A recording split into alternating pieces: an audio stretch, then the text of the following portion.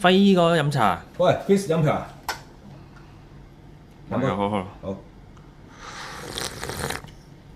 嗱，上次咧我哋話講 Geneva Stop 嘅係咪？係啊。你有冇翻去睇下？我有睇過。做下資料搜集。咁啊，我就依個系統咧，以前咧就都係用喺好耐嘅呢個系統。係。用喺Pocket Watch 嗰度。係。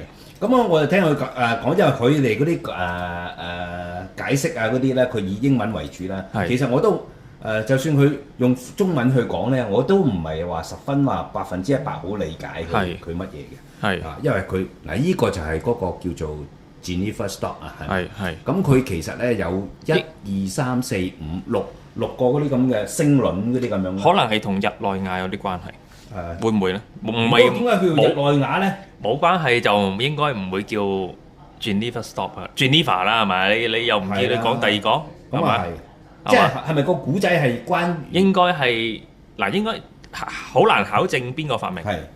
但係應該係喺 Geneva 嗰班工匠。即幾百年前啊。有啲人發明嘅。係咪啊？唔會無端端叫 Geneva 㗎嘛？又唔叫倫敦。係咪啊？又唔叫巴黎，又唔叫巴黎 stop，巴黎色釘就叫巴黎色釘嘅係嘛？應該係同巴黎有關。咁你叫得 Geneva stop 應該唔會同巴黎有關。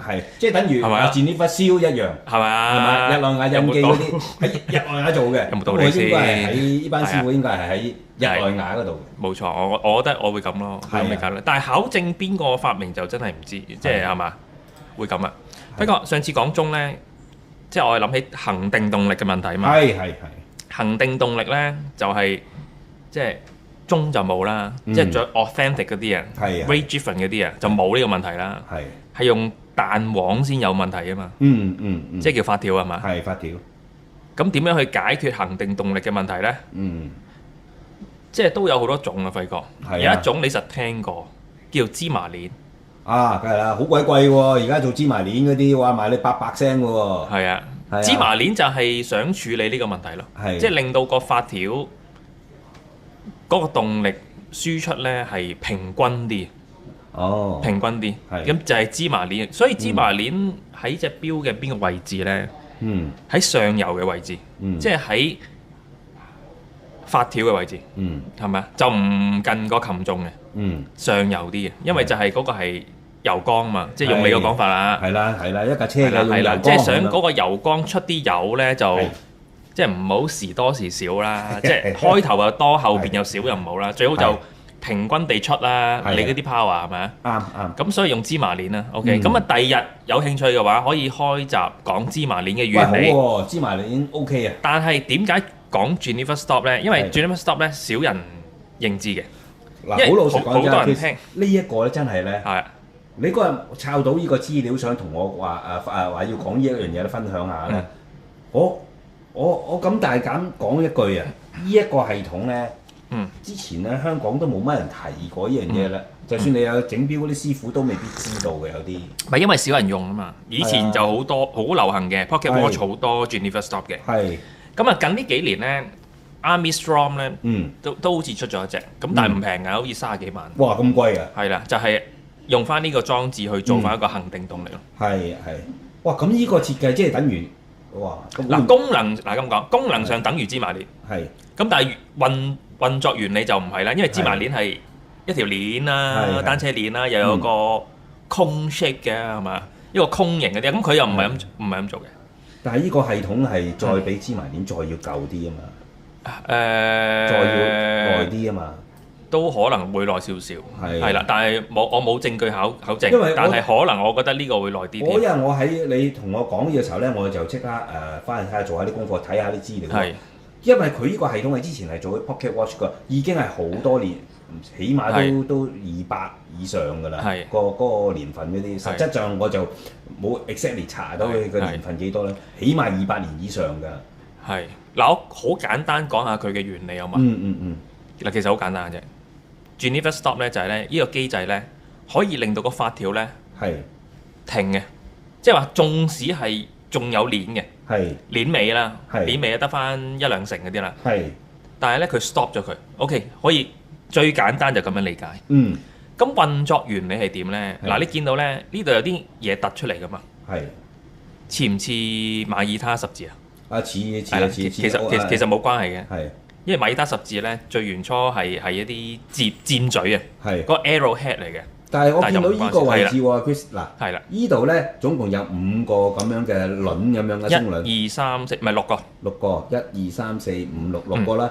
咁其餘嗰4個咧就係一樣嘅。係。咁但係去到呢個咧就圓嘅呢個位置，究竟佢呢個嘢係個作用係乜嘢咧？嗱，你見到嘅發條咧，個發條股心咧，呢度會轉嘅。係。咁其實有條脷突出嚟噶嘛？如果一條脷突出嚟咧，會同佢會做一啲互動喎，係咪？咁呢度咧凹咗落去個位咧，就會啱啱食翻呢個圓周嘅，就會過嘅，即係會過嗱，即係話其實個原理好簡單，俾個發條股轉，同埋令到個發條股停。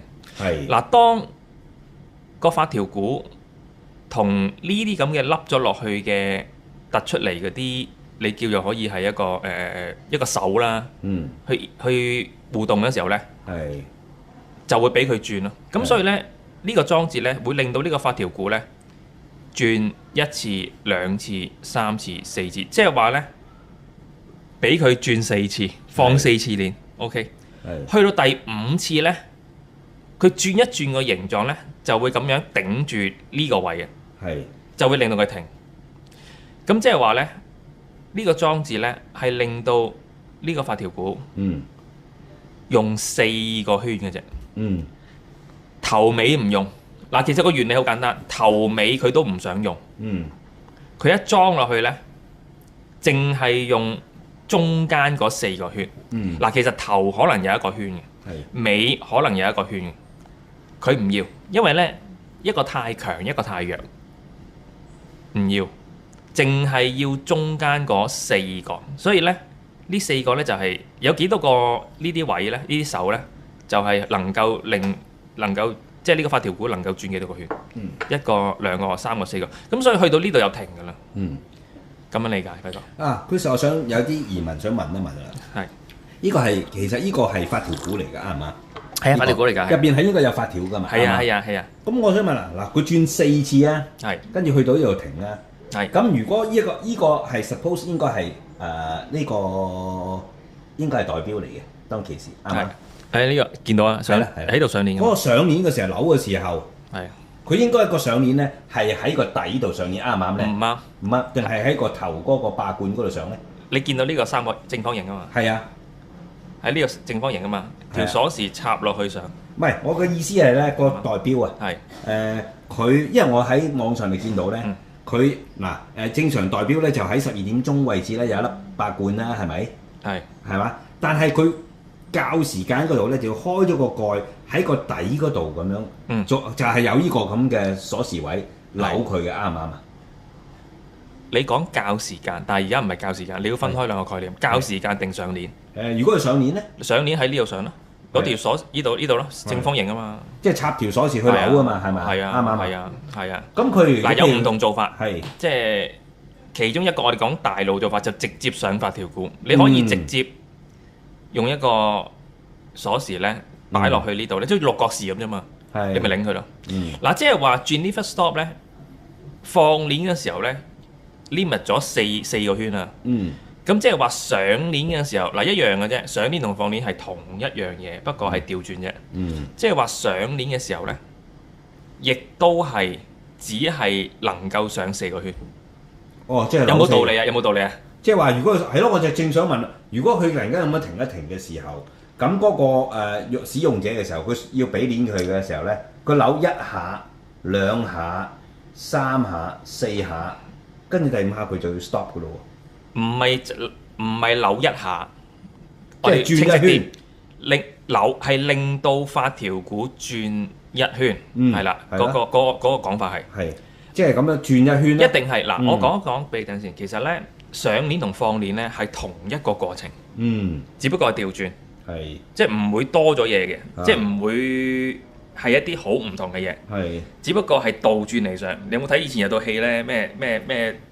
倒行時空嗰啲咧，啲人向後行嗰啲啊，唔係啊 ，Christopher Nolan 嗰套戲啊，其實你可以咁樣理解，即係上鏈就向前行啦，放鏈仔其實咧你調翻向後行啫，係其實係同一個動作，不過調轉嚟做嘅。即係話，如果呢個機制能夠令到放鏈嘅時候只係放4個圈，係，那麼就必然要意味着呢個機制喺你上鏈嘅時候 winding 啊，就只能夠歪4個圈。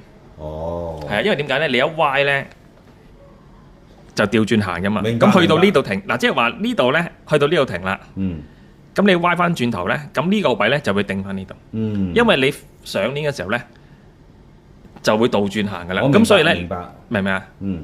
就係咁啦。喂，咁樣如果咁樣按照呢一個嗰個咧，嗰個年代啊，咁耐嘅年代咧，佢嗰陣時嗰個手錶嗰個 power reserve 應該4個圈。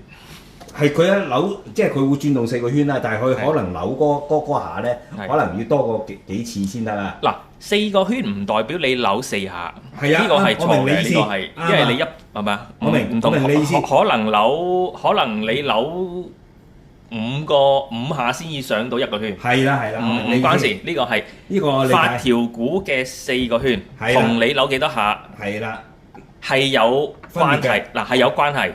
但係唔係等同嗱，有關係同係咪等同咧？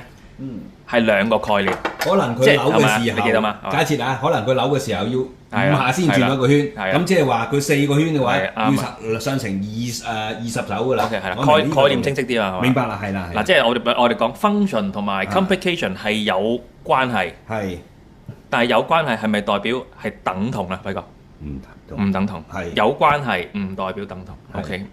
概念清晰就唔會錯嘅，即係其實好多嘢啲概念唔清晰啫。如果清晰晒啲 concept 咧，其實就冇乜誤會嘅。其實就有誤會，其實啲 concept 唔清晰啫，係嘛？即係哲學其中一種咧叫分析哲學啊，輝哥。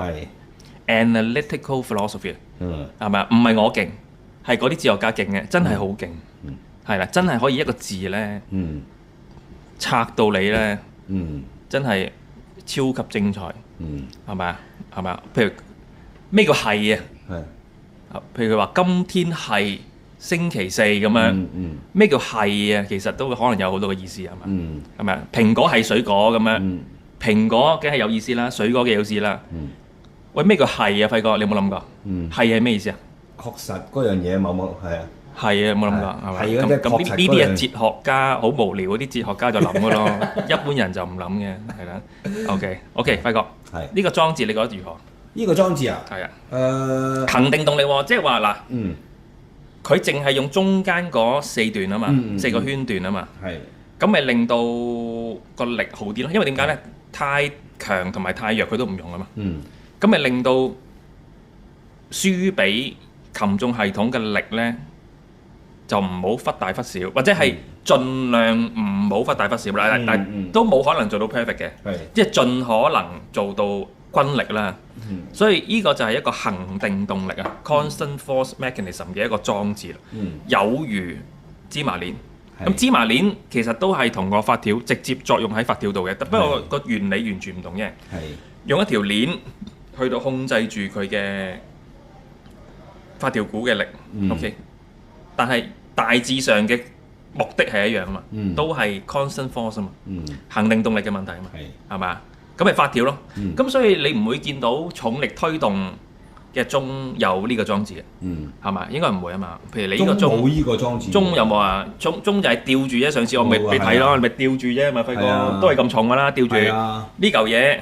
你咁樣拎拉佢落，都係咁重㗎啦，都係嘛？冇呢個問題係嘛？冇呢個問題㗎。咁唔係呢個系統嚟嘅鐘嗰啲係嘛？即係話係彈簧先有呢個問題。咁所以呢個係處理彈簧所衍生出嚟的問題。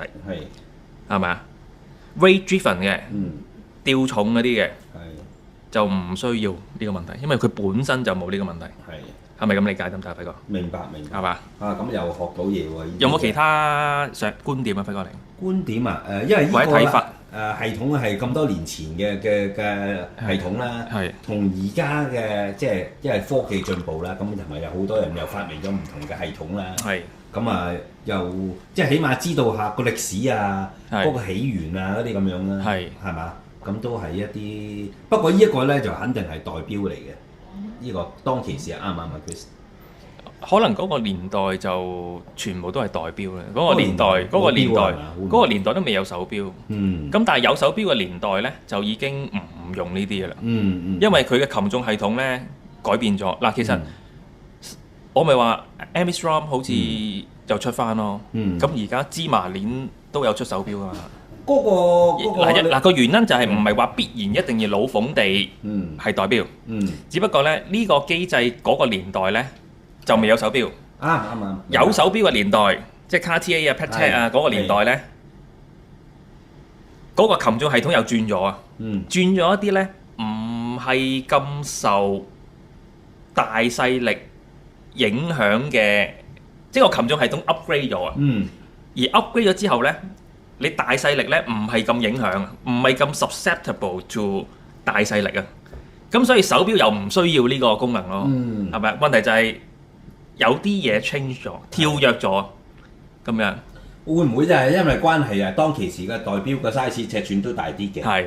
咁你做手錶個尺寸又細啲㗎啦。係。咁佢又學你話齋，時代進步咗，又需要 upgrade 啲新嘅系統。係。咁佢就再佢哋當其時又再研發一啲俾一個手錶用嘅一個新系統啦，係嘛？嗱，因為咁講啦，而家嘅槓桿擒縱咧，就唔需要呢個系統咯。因為槓桿擒縱本身咧就可以叫頂到咯，頂到大細唔均力嘅問題咯。因為咁講啦，即係話可能有一個 implication 就係話用得呢啲係有用嘅，可能咧就唔係呢款 escapement，可能係一啲再舊式嘅啲 escapement，會係咁樣，會係咁樣。OK。咦，阿 Chris 啊，你可唔可以show 一 show 嗰個有一個3D animation 嘅嗰個 3D animation 啊？係啊，有一個有冇啊？有啊，好似你見到有啊？見到有好似嗱，唔係 Geneva Drive 喎，因為 Geneva Drive 咧都有關係，但係咧佢唔係 stop 啊，佢每一個咧揈出嚟嗰個咧 stop 到佢，佢係 drive 啫。OK，我而家係講個 stop，講個 stop。呢個有個因為我琴晚你琴晚睇過咩？係啊，有啦，佢喐嘅。係咩 ？OK。咁我想即係俾啲觀眾可以望下，究竟佢係咁樣喐法咧，就好似生動啲咯。你自己睇啦，好嘛？好啊。可能有啲版權問題。唔得㗎呢啲。好嘛，費事播人哋啲片。係啊。好嘛。OK，咁啊，今日傾到呢度先啦，好嘛？好。